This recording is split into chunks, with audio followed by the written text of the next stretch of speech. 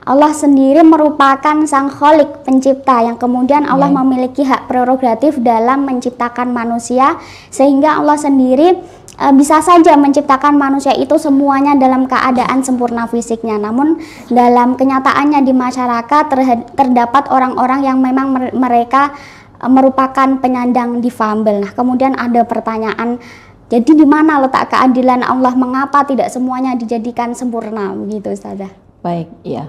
Terima kasih Mbak Uma, ini pertanyaan yang menarik juga gitu ya. Kadang-kadang teman-teman juga begitu, kalau Allah itu Maha Esa, Maha Adil dan Maha segala Maha, maka kenapa Allah menciptakan difabel yang kita anggap dalam persepsi manusia itu tidak sempurna dan sebagainya. Nah, ini ada dua hal yang ingin saya sampaikan terkait dengan fikih yang kita susun ya, fikih difabel. Dalam fikih difabel, oke, sebentar Ustazah. Oke. Kita jeda dulu, dua hal itu kita simpan dulu. Baik pemirsa Tarjih Menjawab, kita akan kembali setelah pesan-pesan berikut ini. Kita lanjutkan perbincangan kita, Ustazah.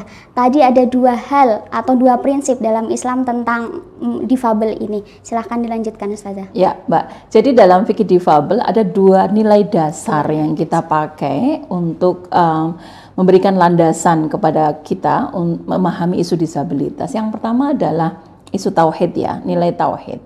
Kalau kita bicara tauhid, semua orang itu sepertinya sudah paham gitu ya. Tauhid itu adalah hakikatnya kan mengesahkan Allah, mengakui bahwa dialah satu-satunya yang menjadi sebab pertama dari semua hal di dunia ini. Nah, implikasi dari tauhid itu terkait dengan disabilitas adalah juga kita mengakui semua makhluk itu ciptaan Allah. Dan ciptaan Allah khususnya manusia itu sebagaimana disampaikan dalam surat At-Tin ayat 4 ya.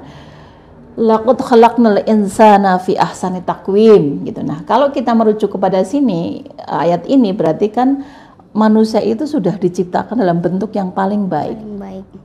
Apapun kondisi fisiknya itu adalah bentuk yang paling baik gitu. Nah, merujuk kepada di sini maka kemudian manusia difabel pun gitu itu adalah produk Allah yang paling baik tadi. Sehingga kata adil itu tadi, karena ini bicara adil ada lagi, saya lupa ini. Pada nilai dasar yang kedua itu ada yang kita sebut sebagai nilai keadilan. Nah, tentu saja sebagaimana kita tahu, adil itu sesuatu yang memang diamanatkan oleh Allah, diamanatkan oleh dalam Al-Quran gitu ya, bahwa manusia itu harus berbuat adil sebagaimana termaktub dalam berbagai ayat.